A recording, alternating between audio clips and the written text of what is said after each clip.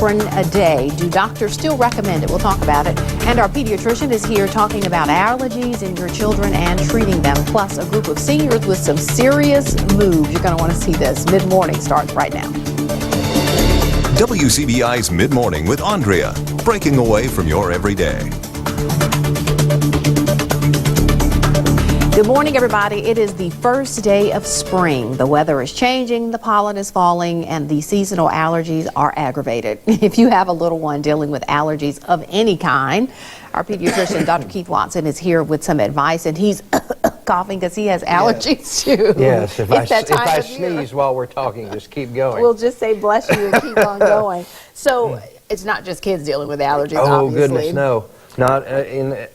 Here we go. There we go. Should we get you some water? No, I'm good. So this is that time of year, I mean, aside from just food allergies, we'll get to that in a little bit, but this is the time of year when the pollen is falling. If you've got allergy issues, this is going to be a rough couple of weeks or several weeks. Yeah, usually the pollen counts are high for the next, 6 to 8 weeks, so it can be a bad couple of months. So if you have a child that's dealing with allergies, or you yourself dealing with allergies, what is the best remedy, you think, aside, because you can't just stay in the house? In all honesty, it depends upon your symptoms.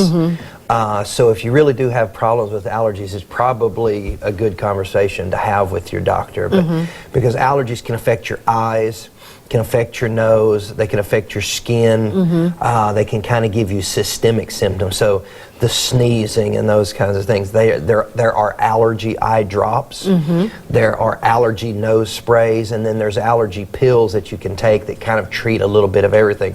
Most people are familiar with Claritin or Zyrtec or something like that. So the best way to approach them is to try to individualize the treatment and treat the direct symptoms. Okay. So if you've got a lot of symptoms, it's probably a good idea to talk with your doctor. If it's simple itchy eyes, eye drops are the best, and so on. All right, if it becomes sort of respiratory, because people who suffer with asthma, this can be a really a dangerous time of year. It can. People that have asthma, everybody with asthma is different in that things that trigger it differ from person to person, but allergies is one of those big ones. And people that have asthma on top of their allergies need to be very careful and be prepared, make sure they've got their inhalers with them. All right, I've heard of people even getting nosebleeds during this time of year. It sort of affects them that way. You get the nosebleeds. I get the nosebleeds. Okay. What's happening there? Your nasal passages get dried out and get a little bit raw, and the sneezing tends to kind of cause a minor trauma inside your nose, so you get bleeding. That can be very scary, the nosebleeds, because they can be very spontaneous, but not necessarily something worth a trip to the emergency room, but just be aware that it happens and be prepared for it. Yeah, the bleeding's usually mild. You pinch your nose for a few seconds, it stops. Obviously, if you are someone who has other medical problems and takes blood thinners or has problems with bleeding due to medical conditions and you get a nosebleed, the bleeding can be heavy. It's not usually life-threatening, but it can be much heavier, and you may need medical help to get it to stop there as well. Let's talk a little bit about food allergies, because lots of children suffer from food allergies. How do you detect those in the beginning, say in your office? When is a parent coming in concerned? Typically there's a reaction. Unfortunately, there's no way to predict those. So the typical visit is we gave our child strawberries, or our child ate eggs or peanuts or whatever it was, and they broke out with this pretty severe rash or had some kind of swelling, facial swelling or wheezing like someone with asthma. And if they've noticed that it occurred within a few minutes of eating something, then our interest as a physician is kind of piqued, and we start to investigate. Is there an allergy test then that's done usually after that happens? Yeah, there are pediatricians that specialize in allergies. Some people have probably heard the term allergy immunology specialists. They do allergy testing, and you can, in my line of work, if I suspect an allergy in a young child, and it's more severe than something, more than pollen or something like that, but it's a food, and I'm worried about a significant allergy, I can make a referral and send them to see the specialist, and he can do the testing. All right, so in either case, whether it's a seasonal allergy that has respiratory problems or eye itching or any of that, or if it's a food allergy, really the best thing is to talk to your doctor about Talk to your what doctor, you need to do. see how severe it is, and see what the best way to treat it is. All right, all right. Hope you feel better. I feel pretty good. I'm just going to sneeze for a couple of months. Well, bless you, okay? Thank you. All right. Government health officials want to end the HIV epidemic in the United States in the next decade. Now, a new report identifies the gaps in testing and treatment that need to be targeted. Ian Lee has more on that. New CDC data shows the majority of new HIV infections are transmitted by people who don't know they have the virus or by those diagnosed and not receiving care. CDC recommends that everyone in the nation get tested at least once for HIV, and people at increased risk get tested more frequently. If you take HIV treatment and you suppress the level of the virus in your blood so that it's undetectable, you have effectively no risk of sexually transmitting HIV. There are about 39,000 new HIV infections every year in the U.S. About 50% occur in the southern states, where access to prevention and treatment can be limited. A new federal initiative aims to end the HIV epidemic in the U.S. The goal? Reduce new infections by at least 90% over 10 years. The CDC says progress in HIV prevention has stalled in recent years, with the rate of new infections leveling off. Some of that is because there are still people who don't know they have HIV. There are people who have HIV or aren't accessing the treatment that's necessary. And some of the people who are eligible for pre-exposure prophylaxis or PrEP, this pill that prevents you from getting HIV, aren't getting it. Government health officials say ending the epidemic is possible, but it's only going to happen if all these services are available to the people who need them. Ian Lee, CBS News, New York. And it's estimated that more than 1 million people are living with HIV in the United States. All right, to take an aspirin or not to take an aspirin, that is the question many people have when it comes to their heart health. Meredith Wood takes on this age-old question. An aspirin a day has long been held as sage advice when it comes to preventing or staving off a heart attack or stroke. But according to new guidelines by the American College of Cardiology and the American Heart Association, the benefits may not outweigh the risks for older adults without a history of heart disease. For those adults, the study's author says a healthy lifestyle, coupled with getting blood pressure and cholesterol under control, are the best preventatives. A daily low-dose aspirin can increase the risk of internal bleeding and early death. One of the study's co-chairs says daily aspirin regimens can benefit older adults with a history of heart disease who have trouble lowering their cholesterol. As always, there isn't a one-size-fits-all rule. Every patient should work with their doctor to determine the right prevention plan for them. For today's Health Minute, I'm Meredith Wood. Coming up, peas, radishes, and coriander all grown here. The world's first underground farm when mid-morning returns. Welcome back, everyone. Many families do not plan ahead for the care of aging parents, and the financial burden often will fall on adult children. Nearly 3 in 10 Americans with a parent 65 or older say they have helped their parents financially in the past year. That's according to a survey from 2014. One woman shares her story of providing financial support to her 64-year-old father living in another state. I'm always saving. I know that it's a bit important to save for retirement as soon as you start working, but 33-year-old Jessica Boudet spends a lot of time planning for retirement, but not just her own. sometimes it's a bit awkward because you feel like you're the child that's now becoming more like a parent figure. After filing for bankruptcy several years ago, her father Mike is rebuilding his finances. These days, we're talking a lot about what his retirement might look like. There isn't going to be a substantial amount of retirement savings to live off of, so it will be kind of a fixed income situation. Jessica, an only child of divorced parents, now acts as a safety net for her father. If there were to be a major medical expense, that could be something where he would require some support. In the last year, he has purchased a condo, so I did provide some support to ensure that transaction could happen. It was the same, if not a bit cheaper than renting. Jessica dipped into her own savings to help purchase the home. She and boyfriend Sean factor in support like this when planning their own future. We don't know where we may have to make a big investment. It could be because of supporting a parent. It could be that we want to buy a home. And maybe even because of past experience with my family, we are more on the conservative side of our budget. Farmers in London are taking their crops from tunnels to tables. The underground technique is changing the way city consumers get their greens. Gwen Baumgartner reports from London. 100 feet below London's busy streets, there are rows of green, farmland like you've never seen before. Leafy greens are possible, microgreens, heads of lettuce. The project, called Growing Underground, relies on a World War II air raid shelter to hold its tasty harvest. And I can eat this. Yeah, you can eat it, yeah. The first of its kind, this farm provides an innovative alternative for urban agriculture, growing herbs like parsley, chives, and cilantro. Unlike traditional farms, the sun is replaced by this LED lighting. The temperature is also very carefully controlled, allowing crops to grow year-round. Farms based in cities have a smaller carbon footprint. Here we can harvest, we can deliver into our customers, some of them very, very close by in a few hours. One stop on their delivery route, the restaurant Eska, located just above the farm. Chef Eric Janssen uses the herbs in his signature dishes. It makes it very good looking and presentable. The crop concept surprises many customers. Oh, it's amazing, isn't it? I didn't know that. I mean, it tastes amazing anyway. It tastes really good. So it doesn't taste any different? No different. It tastes really good, really fresh. Growing Underground's success has encouraged other cities like New York to start planting similar farms. There's a vast amount of underground space all over the world. Meaning the next farm could soon be growing right under your feet. Gwen Baumgartner, CBS News, London.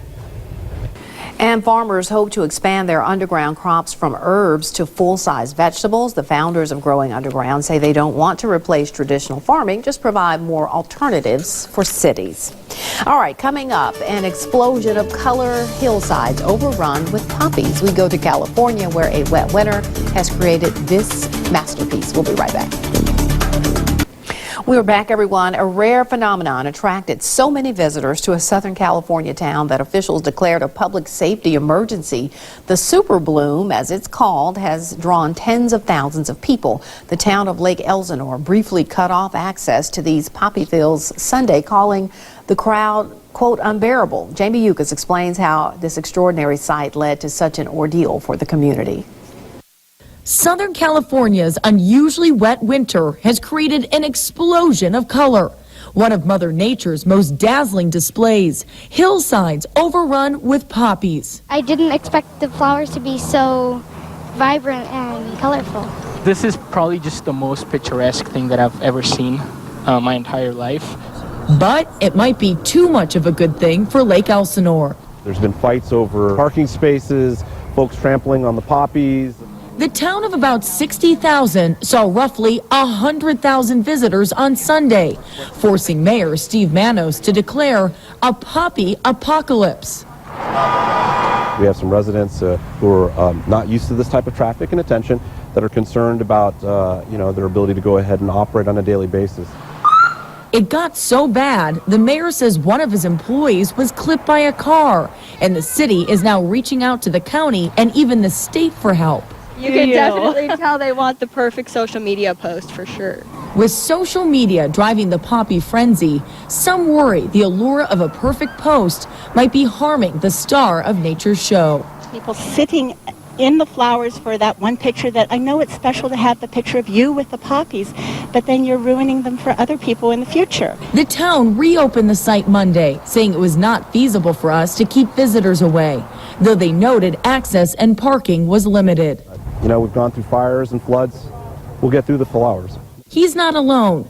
Other parks in the region are just starting to see their flowers bloom, which means poppy mania is infectious and spreading. And for now, there's no cure in sight. Jamie Yukas, Los Angeles. The flowers are in full bloom near Los Angeles LAX airport. People departing and arriving are getting a spectacular view of those flowers from the air. Well, the Smithsonian Natural History Museum's dinosaurs have been hiding for 4 years while the 31,000 square foot dinosaur hall has been under renovation. But now those fossils are coming back out of storage prior to the exhibit's opening next year. Chip Reed gives us a sneak peek from Washington. Meet the nation's T-Rex, one of the most complete T-Rexes in the world. It's almost entirely real fossils, not plaster, like the one it's replacing, and instead of standing like it's posing for a selfie, this one is chomping on an unfortunate triceratops.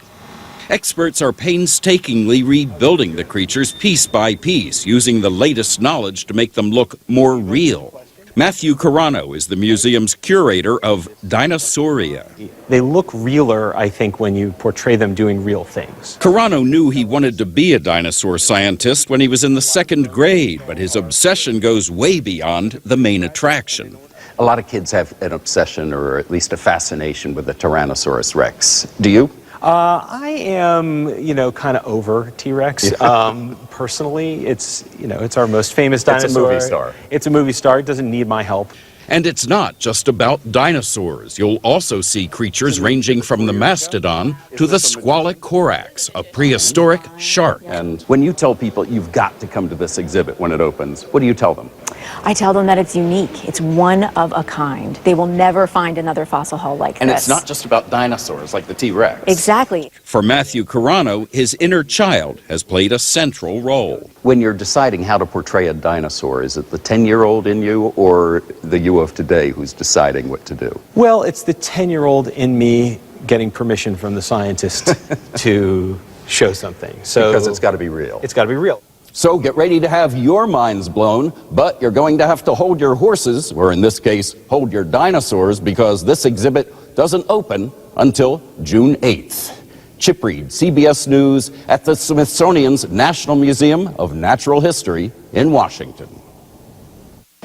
All right, coming up, these ladies are over 60, ladies and guys actually, with some pretty slick moves. We hit the dance floor with the Washington Wisdom Senior Dance Team. Next. Late last year, the Washington Wizards debuted its dance team for seniors, all of them over 50. The Wisdom take the court at timeouts and show fans you're only as old as you feel. Jan Crawford caught up with the team and got to try out some of their moves. In a sport with so much skin in the game, this NBA team is adding, can we say it, a new wrinkle. Meet the Wisdom. The Washington Wizards are courting new fans with this senior dance team. You have to be over 50 to join. But make no mistake, they're hardly retiring. When you're out there dancing, you're saying like, hey guys, 64 years old, you can do anything. Bam. I don't accept the boundaries of age, period. My husband's 18 years younger. I don't know who the they say you can't do this is, because I want him to come and we'll have a chat. Teresa Sismar says this helped her through the recent death of her nephew and diagnosis with breast cancer. I mean, who knew that I was supposed to get through cancer? Me. Just keep stepping. And so when you're stepping out there, yeah, that's what you're saying. Yeah. Without words.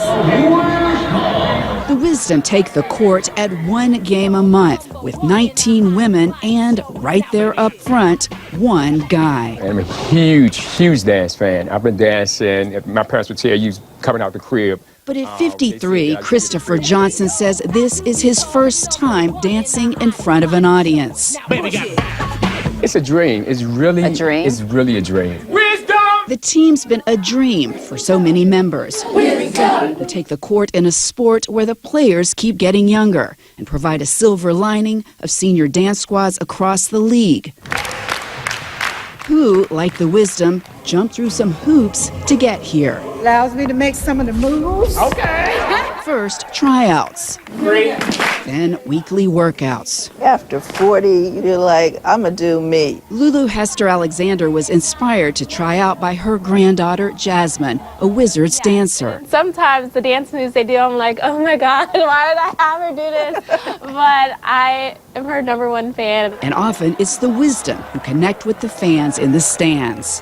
I think because we're more like them. You know, they see themselves. It's like, well, if you can do it, then I can do it. I look out for people that are kind of looking and dancing with me, and I throw a little face their way. Bring them in. I bring them in. 5, 6. And at a recent Wisdom practice, We have CBS in the house. that's what they did with me. Wait a minute, is she over 50? 53. Go Jays! Go Jays! Go Jays!